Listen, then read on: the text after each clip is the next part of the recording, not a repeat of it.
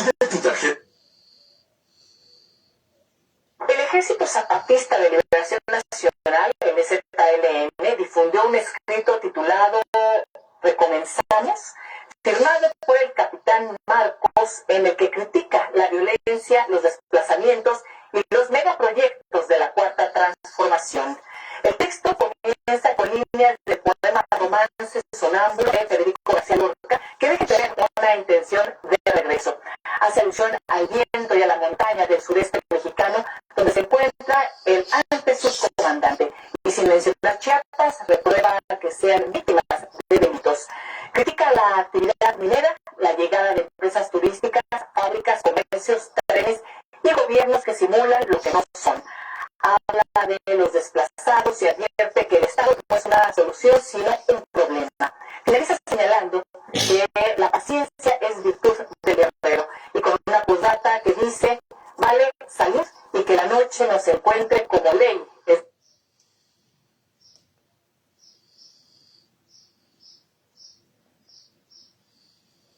El subcomandante Marcos, el líder icónico del Ejército Zapatista de Liberación Nacional, EZLN, anunció este domingo que no seguirá siendo el portavoz de la organización e informó que adopta un nuevo nombre.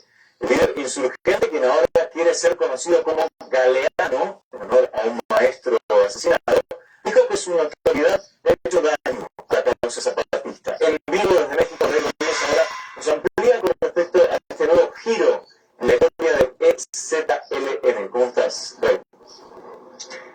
¿Qué tal, Guillermo? Un saludo. Pues, como bien decías, el domingo, el subcomandante Marcos cede la dirigencia del Ejército Zapatista de Liberación Nacional, este movimiento creado, Guillermo, en enero de 1994 en Chiapas, con el fin de defender los derechos de la población indígena. Y bueno, un comunicado de más de 10 páginas y escrito con su característico tono irónico. El subcomandante anunció la muerte de su identidad para llamarse, como bien decías al principio, ahora Galeano, en honor a este zapatista muerto el pasado 2 de mayo durante un enfrentamiento. Una decisión, déjame decirte, Guillermo, que fue tomada, según dijo Marcos, de acuerdo con la dirigencia del EZLN.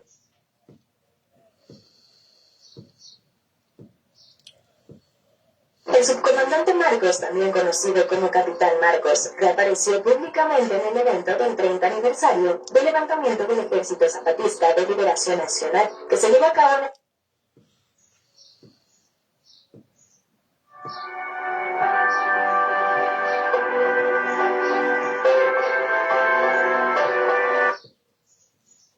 Desde el inicio.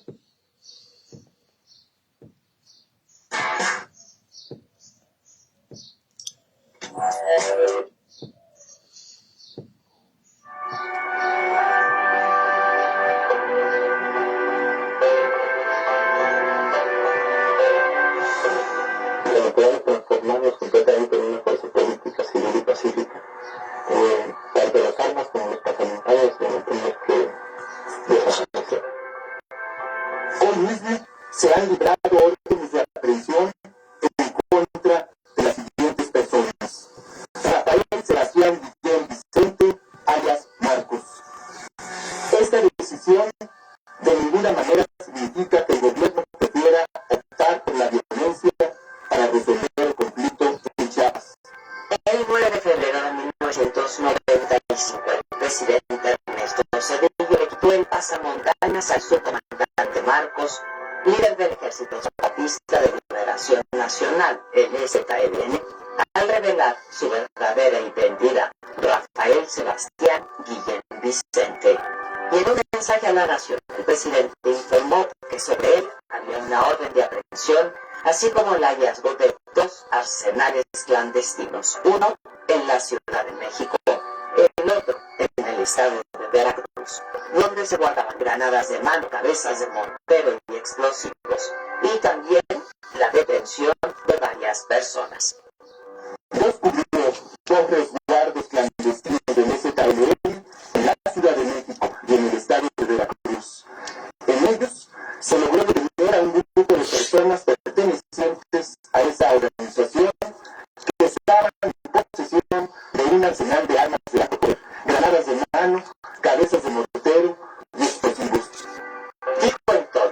trataba de un grupo guerrillero derivado del movimiento llamado Fuerzas de Liberación Nacional, formado en 1969, y remató diciendo que ni el origen ni la composición de la dirigencia y los propósitos de la agrupación eran populares, ni indígenas, ni chiapanecas.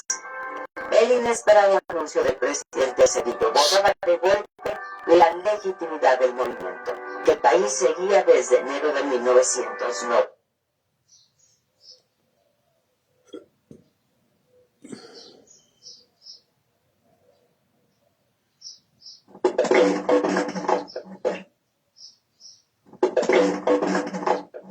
López Obrador compartió una foto a través de redes sociales donde se le observa a un lado del entonces subcomandante Marcos del Ejército Zapatista de Liberación Nacional. El mandatario detalló que la foto es de 1994 y que en esa ocasión el tema se trataba de conseguir la paz.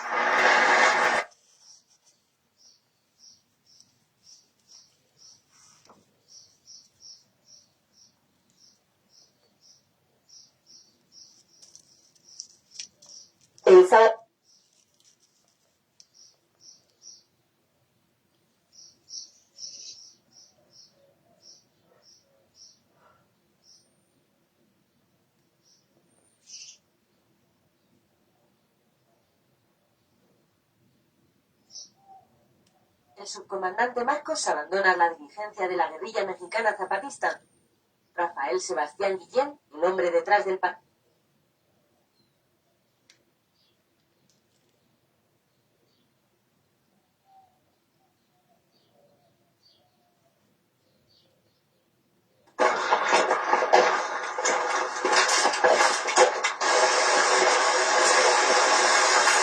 Por fin, después de 2 días de viaje, de una espera de 30 horas y de innumerables contactos, el subcomandante Marcos apareció en un claro de la selva lacandona, armado con un fusil M16, su pipa y un esbozo de sonrisa tras el pasamontañas. Marcos ha sido la figura más visible del movimiento guerrillero que irrumpió en el estado de Chiapas ese mismo 1 de enero de 1994, cuando se suponía que México entraría al primer mundo de la mano del Tratado de Libre Comercio. Más de 2 años y muchos muertos después, México está sumido en una de las peores crisis desde la Revolución de 1910. Y hay gente, como el subcomandante Marcos, que cree que otra revolución es necesaria. La gente cuando no puede hablar, agarra un arma. Pero que se puede ver en el movimiento zapatista. Sigue justificando la violencia para alcanzar sus fines. Pero entonces, señalar que el movimiento zapatista es su génesis en el sentido es que es una guerra para hacerse escuchar. Es una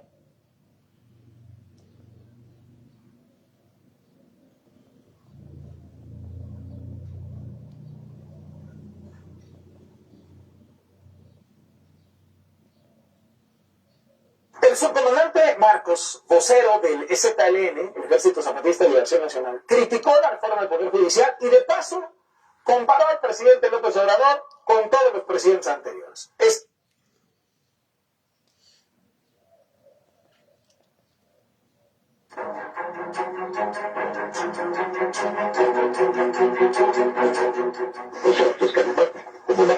No, lo que pasa es que la imagen de Marcos responde a unas expectativas románticas, idealistas. Pues es el hombre blanco, el medio indígena, más cercano a lo que el inconsciente colectivo tiene como referencia Robin Hood, Concha Rasqueado, etc. Eso es lo que lo hace carismático. Estoy relacionado eso. Eventualmente, pero mira, se provocan muchos equívocos en la supuesta capacidad literaria, en la supuesta capacidad de timing político, que más bien está respondiendo a nuestras necesidades internas y en el desbarajuste de la clase política nacional entra como si estuviéramos meditando cada paso que diéramos, ¿no? Creo que somos mucho más mediocres de lo que la gente piensa, sobre todo no tan brillantes como la clase política nos consigue. Ya está Marco, ya dice que soy Díaz Ordaz, sí. Y Salinas, Díaz Ordaz, Salinas, él debe ser Zapata, pero yo no me voy a meter al Presidente reitera a la polémica. Pero su opinión luego de las declaraciones del subcomandante Marcos, que le dio una serie de calificativos, le llamó autoritaria, mediocre, demagogo, de mecha corta. Usted es el combo de todos los expresidentes de este país, por lo visto, ¿no? Entonces me gustaría saber un poco más cerca de su opinión sobre estas declaraciones. Él en su derecho, como todos nuestros adversarios, que no son nuestros enemigos. No voy a polemizar, pero es que cada quien tiene que asumir su responsabilidad y hacerse cargo de sus palabras, de sus dichos.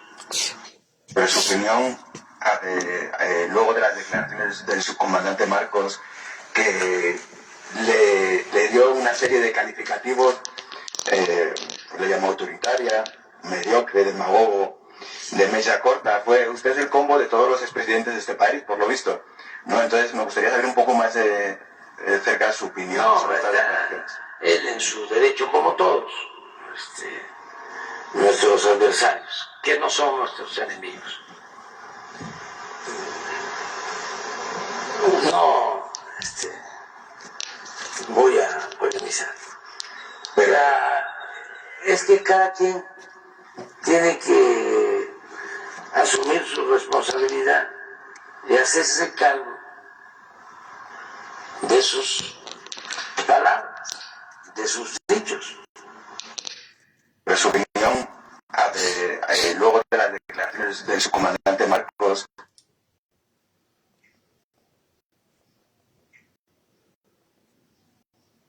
El subcomandante Marcos, miembro del Ejército Zapatista de Liberación Nacional, lanzó críticas contra el presidente Andrés Manuel López Obrador, al compararlo con antiguos mandatarios mexicanos, a quienes acusó de autoritarismo y corrupción. Marcos calificó a López Obrador de gobernar con el autoritarismo de Gustavo Díaz Ordaz, la demagogia corrupta de José López Portillo y la perversidad de Carlos Salinas de Gortari. Además, lo comparó con figuras como Ernesto Zedillo, Vicente Fox, Felipe Calderón y Enrique Peña Nieto, a quienes atribuyó características como el militarismo, la ignorancia y la superficialidad. Se quejan y se quejarán de lo mismo que platicaron por años: la mentira, la calumnia, el insulto, el ninguneo, el escupitajo mediático, el no presentar de lo dicho, el absoluto poder de medios, el tribunal mañanero y de una plataforma informativa ridícula como la que han construido en décadas. Detalló el subcomandante en su análisis. No solo criticó al oficialismo, sino también a la oposición, a la que acusó de ser cómplice del deterioro del país. El subcomandante Marcos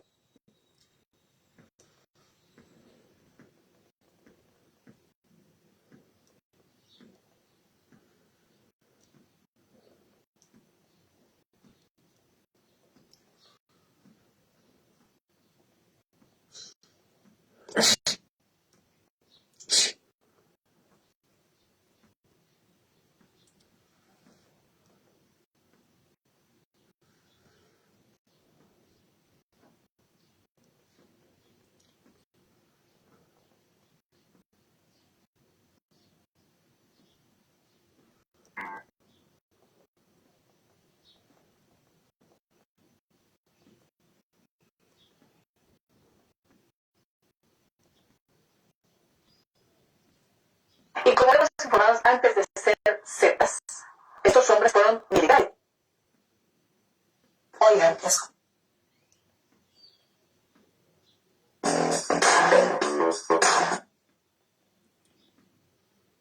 Y como le hemos informado antes de ser Zetas, estos hombres fueron militares y conformaron uno de los brazos armados más sanguinarios.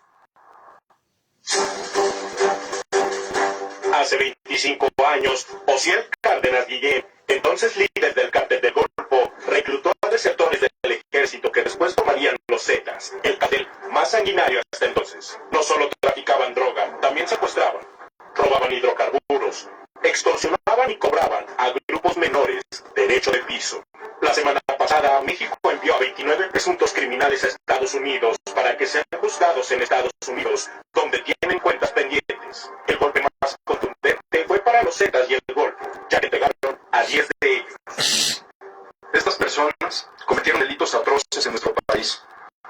Delitos como extorsión, secuestro, homicidio, ataques a las autoridades federales, estatales y municipales, generando actos de suma violencia a través de las organizaciones criminales a las que pertenecen.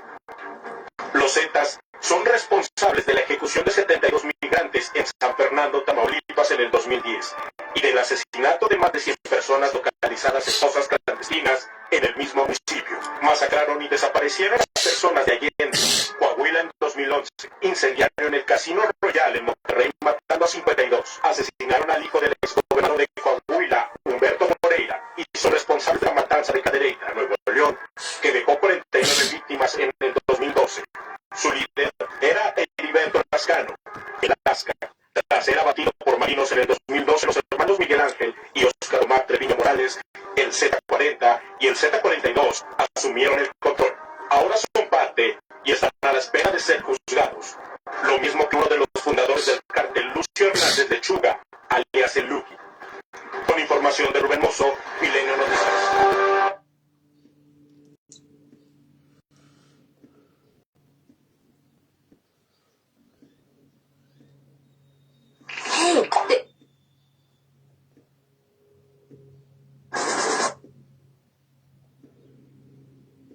La caldera del diablo. La caldera del diablo. La caldera del diablo. La extinta, temida y violenta organización delincuencial mexicana Los Zetas dejó integrantes que ahora pertenecen a otros cárteles y grupos criminales. ¿Quiénes eran los Zetas? ¿Qué hacían? ¿Y qué rutas manejaban? Valentina Estupiñán.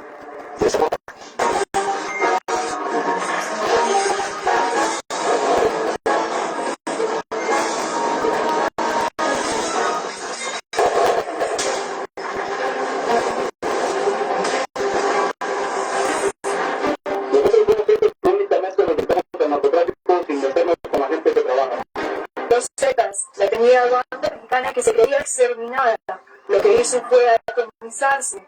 Y hoy está repartida en las organizaciones Cártel Jalisco Nueva Generación, Cártel de Sinaloa, la familia michoacana, ¡Arriba, familia michoacana! Cártel de Acapulco, entre otros.